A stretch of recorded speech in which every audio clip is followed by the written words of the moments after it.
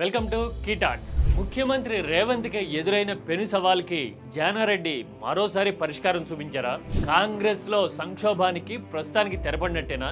Cabinet విస్తరణ ఊసు ఎందుకు వినిపించట్లేదు?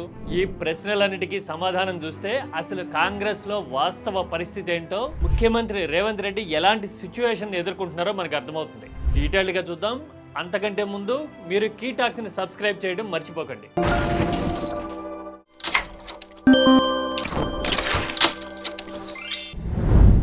ప్రభుత్వం ఏర్పాటు చేసి ఏడాదిన్నర అవుతున్న కేబినెట్ విస్తరణ విషయంలో కాంగ్రెస్ పార్టీ గాని, ముఖ్యమంత్రి రేవంత్ గాని సాధికారికంగా ఇప్పటి వరకు నిర్ణయం తీసుకోలేకపోయారు.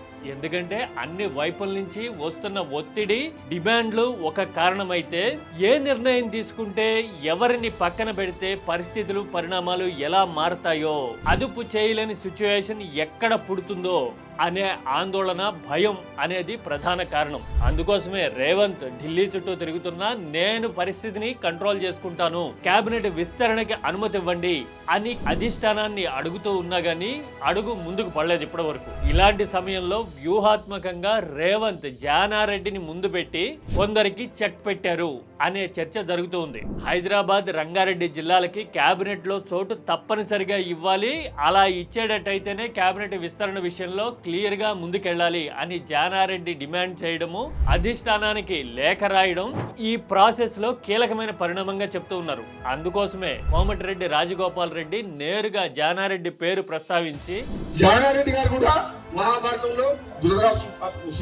అని భగ్గుమనే పరిస్థితి వచ్చింది. నిజానికి రాజగోపాల్ రెడ్డి గురంతా రేవంత్ రెడ్డి మీదే. జానారెడ్డి పేరు ప్రస్తావించారంతే.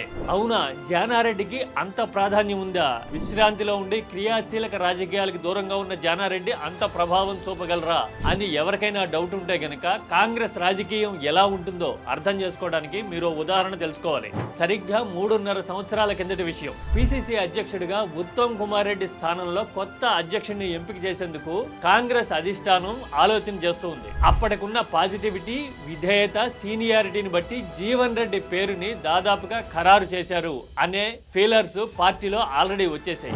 ఇలాంటి సమయంలో జానారెడ్డి వ్యూహాత్మకంగా చక్రం తిప్పారు. నాగార్జున సాగర్ బై ఎలక్షన్ ఖచ్చితంగా అప్పుడే జరుగుతోంది. నా బై ఎలక్షన్ అయ్యే వరకు కనీసం ఈ పిసిసి అధ్యక్షుడిని పేరు ప్రకటించటం అనే ప్రాసెస్ ని హోల్డ్ చేయండి, బై ఎలక్షన్ రిజల్ట్ వచ్చిన తర్వాత మీ ఇష్టం అని జానారెడ్డి లేఖ రాయడం, ఆఖరి నిమిషంలో సోనియా నిర్ణయం తీసుకుని పిసిసి అధ్యక్షుడి పేరు ప్రకటించే కార్యక్రమాన్ని వాయిదా వేసుకోవడం కాంగ్రెస్ కి తెలుసు.